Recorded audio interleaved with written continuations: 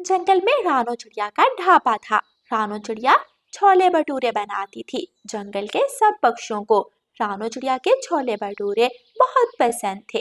रानो चिड़िया अपना ढाबा खोलती है और रानो चिड़िया के ढाबे पर भीड़ लगना शुरू हो जाती है। रानो, गोरी तो किसी काम की नहीं है। हर रोज सुबह जला हुआ पराठा दे देती है खाने को। तुम्हारे छोले भटूरे खाकर ही अपनी भूख मिटाता हूँ। कालू भैया, कोई बात नहीं, आज मैं आपको मुफ्त में छोले भटूरे खिला देती हूँ। फिर रानो चिड़िया छोले भटूरे बनाना शुरू करती है और बारी बारी सबको प्लेट तैयार करके दे देती है। सब पक्षी मजे मजे से छोले भटूरे खाते हैं। उसी जंगल में रानो चिड़िया की सौतेली बहन भी रहती थी। शाम हो चुकी थी। रानो चिड़िया अपना ढाबा बंद करने की तैयारी कर रही थी जब रानो चिड़िया की सौतेली बहन पारो चिड़िया वहां आ जाती है। रानो, मुझे भी आज तुम्हारे छोले भटूरे खाने हैं। जल्दी से एक प्लेट लगा दो, बहुत भूख लगी है। आज मैंने घर पर भोजन नहीं बनाया, जल्दी करो जल्दी। पारो बहन, भोजन तो खत्म हो गया है, आप मेरे साथ घर चलें, हम दोनों बहनें मिलकर भोजन खाती हैं। मुझे भटूरे ही खाने हैं, मैं कौन सा मुफ्त में खाने आई थी, पैसे भी देकर जाती। पारो चिड़िया गुस्से से वहां से उड़ जाती है। ये पारो बिना बहुत अजीब है, हर समय गुस्से में रहती है। शाम हो रही है, अब मुझे घर जाना चाहिए। रानो चिड़िया अपना ढाबा बंद करती है और घर की तरफ उड़ती है। एक ढाबा क्या बना लिया, ना जाने क्या समझने लगी है खुद को, मोटी कहीं की। मैंने भी तेरा ये ढाबा बंद ना करवा दिया तो कहना। पारो चिड़िया रानो चिड़िया से बहुत जल्दी थी, इसलिए पारो चिड़िया रानो चिड़िया का ढाबा बंद करवाने की प्लानिंग कर रही थी।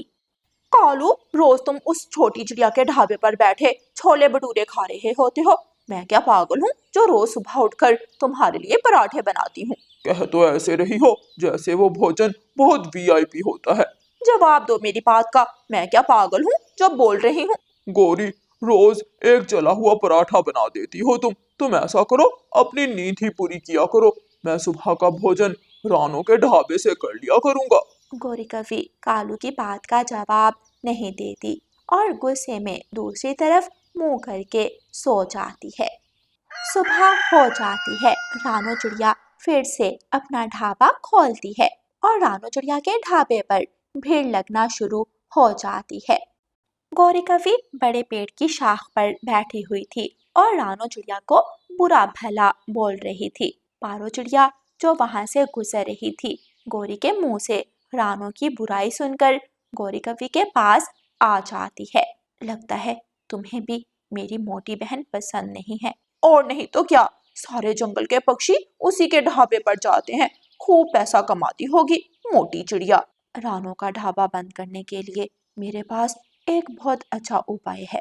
फिर पारो चिड़िया गौरी के कान में अपना उपाय बताती है और दोनों हंसने लग जाती हैं। फिर योजना के अनुसार पारो चिड़िया रानो चिड़िया के ढाबे पर जाती है।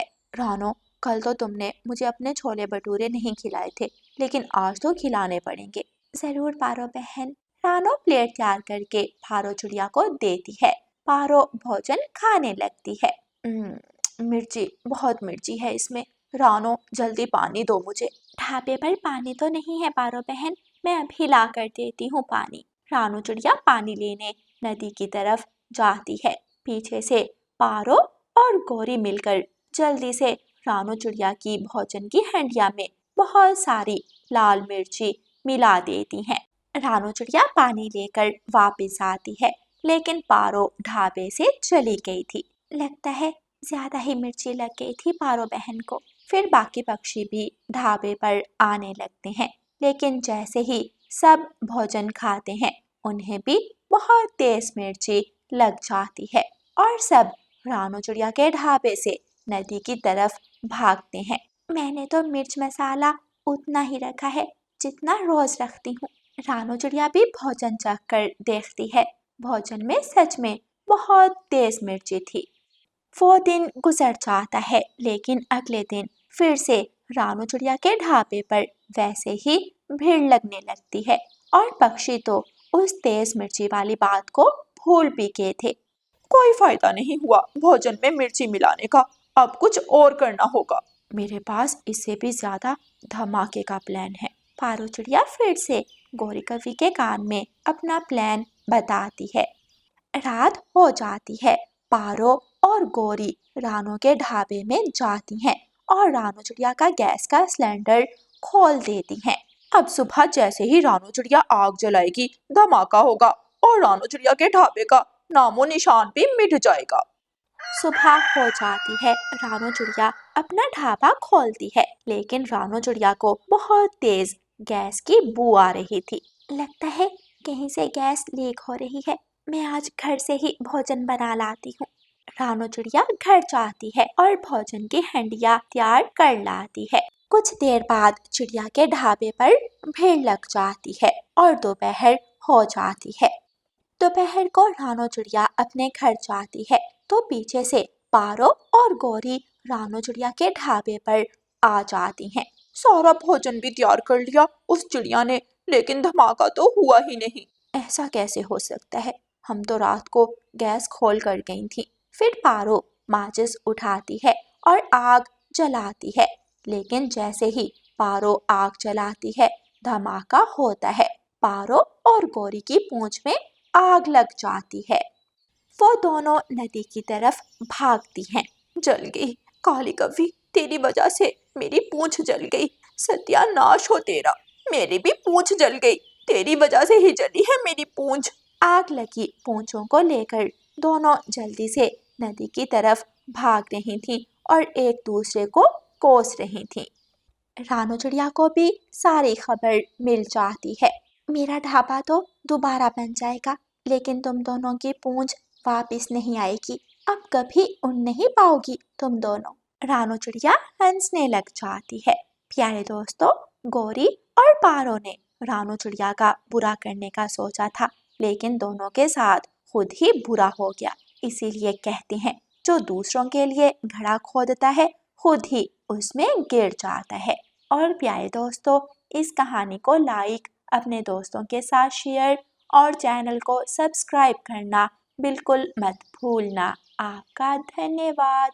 कालू कौवा नदी से मछलियाँ निकालता था और उन्हें बाजार में जाकर बेच देता था। इसी तरह उसके घर का गुजारा होता था। लेकिन बारिश के मौसम में नदी पर मछली पकड़ने जाना बहुत खतरनाक होता, इसलिए बारिशों के मौसम में कालू कौवे का ये काम नहीं चलता था। रोज की तरह आज भी कालू कौवा अपना जाल उठाए नदी की तरफ जा रहा था। नदी के पास बहुत सारी नाव खड़ी थी। उसमें से नीले रंग वाली नाव कालू कौवे की थी। कालू कौवा अपनी नाव पानी में उतारता है और निकल जाता है। क्या पता बारिशें कब से शुरू हो जाएं। बस आज मुझे बहुत सारी मछलियाँ मिल जाएं। आज मैं शाम तक मछलियाँ पकड़ूंगा। कालू कौवा सारा दिन अपना जाल और नाव लेकर नदी में घूमता रहता है। उसने बहुत सारी मछलियाँ पकड़ ली थी। शाम हो जाती है और कालू कौवा मछलियों को एक गठरी में डालकर बाजार पहुंच जाता है। आज तो बहुत सारी मछलियाँ पकड़ी हैं मैंने। सुनो, इस थैले में से सारी मछलियाँ निकाल लो और एक मछली थैले में ही रहने दो। मैं अपनी पत्नी के साथ घर जाकर खाऊंगा। दुकानदार थैले में से एक मछली छोड़कर बाकी मछलियाँ निकाल लेता है। आज कालू कौवे को बहुत सारे पैसे मिले थे। कालू कौवा अपना थैला उठाता है, पंख में छुपाता है और घर को उड़ता है। आगे कालू जी, तुम सुना है बारिशों का मौसम शुरू होने ही वाला है। इन दिनों ज्यादा मछलियाँ पकड़ो और ज्यादा पैसे कमाओ। हाँ हाँ गौरी, तुम बिल्कुल फिक्र मत करो। ये पकड़ो और मछली बना कर लाओ, बहुत भूख लगी है मुझे। गौरी कालू कौवे से मछली पकड़ती है और रसोई में पकाने को निकल जाती है। ऐसे ही कुछ दिन गुजर जाते हैं और जंगल में बारिशें शुरू हो जाती हैं। कालू कौवा आधे रास्ते से ही वापस आ जाता है। कालू जी, अभी तो कुछ पैसे ही जमा हुए थे और ये बारिशें शुरू हो गई। अब हम क्या करेंगे? गौरी, तुम पहले ही क्यों बोलने लगती हो? समय आएगा तो देखा जाएगा। कुछ और दिन गुजर जाते हैं। दिन गुजरने के साथ साथ गौरी कवि कालू कौवे को और भी ज्यादा बातें सुनाने लगी थी। मैंने कहा था कि ज्यादा मछलियाँ पकड़ो, ज्यादा पैसे आएंगे। अब देख लो, बारिश तो रुकने का नाम ही नहीं ले रही। लगता है बारिशों में भूखे मरेंगे हम दोनों। कालू कौवा गोरी के तानों से तंग आकर घर से निकल आता है और एक पेड़ की शाख पर आकर बैठ जाता है। अब इसमें मेरा क्या दोष है? मेरा काम बारिश के मौसम में नहीं चलता। तभी कालू कौवे को सामने से कबूतर आता हुआ नजर आता है। कबूतर कालू कौवे के पास आता है। कालू, इस बारिश के मौसम में तुम घर से क्यों निकले हो? मैं तो काम से आया हूँ, तुम्हारी क्या मजबूरी है? यार कबूतर, तुम ऐसा कौन सा काम करते हो जो इस बारिश के मौसम में भी तुम इस समय काम से आ रहे हो? मैं तो उस अमीर फाख्ता के घर काम करता हूँ, चाहे कोई मर भी जाए, लेकिन ये काम रुकने वाला नहीं है। बस थोड़ी मेहनत ज़्यादा लगती है। तुम भी अगर मेहनती हो तो पकड़ लो ये काम। कबूतर वहाँ से चला जाता है। बात तो इस कबूतर की ठीक है, मैं भी यही काम करता हूँ, लेकिन मैं इस तरह छोटे पक्षियों के घरों में काम नहीं करूँगा, बल्कि मैं तो राजा के महल में काम करूँगा। सुबह हो जाती है। बारिश बहुत तेज हो रही थी। कालू कौवा महल पहुँच जाता है और मिठू राजा से कहता है, राजा जी, मैं बहुत मेहनती कौवा हूँ, मुझे अपने महल में काम दे दे। मैं पूरी ईमानदारी से करूँगा अपना काम। ठीक है, वैसे भी हमें जरूरत है एक काम वाले की। ऐसे कालू कौवा महल में नौकरी करने लगता है। कालू कौवा पूरे महल की सफाई करता, राजा के कपड़े धोबी को देकर आता और बहुत मेहनत से काम करता। कालू कौवे का काम ज्यादा था और भगाड़ कम, इसलिए अभी भी कालू कौवे की पत्नी गोरी कौवी कालू कौवे से खुश नहीं थी। सिर्फ ये 4 सिक्के, मैं क्या इन सिक्कों का अचार डालूं? उठा लो मेरे सामने से ये सिक्के। गोरी, अब तो मैं इतनी मेहनत करता हूँ, अब और क्या करूँ? महल में डाका डाल दूं क्या? इन 4 सिक्कों से अच्छा है कि डाका ही डालो, मुझे तो बस पैसे चाहिए। गोरी, मैं कभी ऐसा काम नहीं करूँगा। ऐसे कहकर कालू कौवा फिर से काम करने महल पहुंच जाता है। कालू, मैं बहुत खुश हूँ तुम्हारे काम से। ये कुछ सिक्के हैं जो कि दूसरे जंगल मेरी बहन को देने हैं। आज से तुम मेरे संतरी हो। तुम और उल्लू जाओ और ये सिक्के मेरी बहन को दे आओ। तेज बारिश में उल्लू और कालू कौवा सिक्के लेकर दूसरे जंगल जाने के लिए निकल जाते हैं। रास्ते में उल्लू कालू कौवे से कहता है, देखो कालू, मुझे पैसों की बहुत ज़रूरत है, हम इसमें से कुछ सिक्के निकाल लेते हैं। ना ना, मैं ये काम कभी नहीं करूँगा। उल्लू, चुपचाप राजा जी की बहन के घर चलो। लगता है तुम ऐसे नहीं मानोगे। उल्लू कालू कौवे को नीचे की तरफ धक्का देता है। पीछे पड़े पत्थर में कालू कौवे का सर लगता है और वो बेहोश हो जाता है। सुबह तक ये कौवा मर जाएगा, आया बड़ा मुझे रोकने वाला। उल्लू वहाँ से उड़ जाता है। दूर से उड़ती चिड़िया पेड़ के नीचे आकर बैठ जाती है। उसे कालू कौवा बेहोश पड़ा नजर आता है। ये कौवा कौन है? लगता है इस तूफान में खुद को संभाल नहीं सका और इस पत्थर से टकरा गया।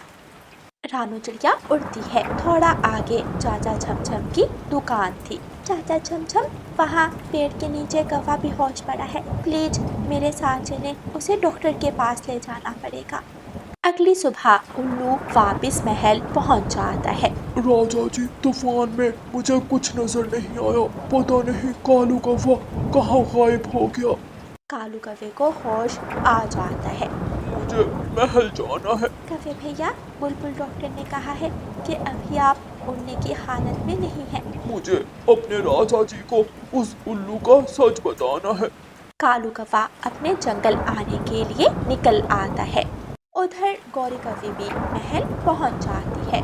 मेरा पति, हाय राजा जी, मेरा पति कहाँ है? कल से घर नहीं आया। गौरी, मेरे ख्याल से कालू अब तक तो तूफान के साथ उड़ता कहीं दूर निकल गया होगा। गौरी और भी जोर से रोने लगती है। तभी कालू कौवा वहाँ आ जाता है। उसके सर पर पट्टी बंधी हुई थी। कालू कौवा राजा जी को सारी बात बताता है। सैनिकों, पकड़ लो इस उल्लू को और कैद खाने में डाल दो। कालू जी, शुक्र है ऊपर वाले का, आप ठीक हैं। मुझे कुछ नहीं चाहिए, बस आप वापिस आ गए हैं, मेरे लिए काफ़ी है। कालू, तुम्हें तुम्हारी ईमानदारी का इनाम ज़रूर मिलेगा। फिर मिट्ठू राजा कालू कौवे को ढेर सारे सिक्के देता है। गोरे कौवे और कालू कौवा खुश हो जाते हैं। प्यारे दोस्तों, इस कहानी को लाइक, अपने दोस्तों के साथ शेयर और चैनल को सब्सक्राइब करना बिल्कुल मत भूलना। आपका धन्यवाद।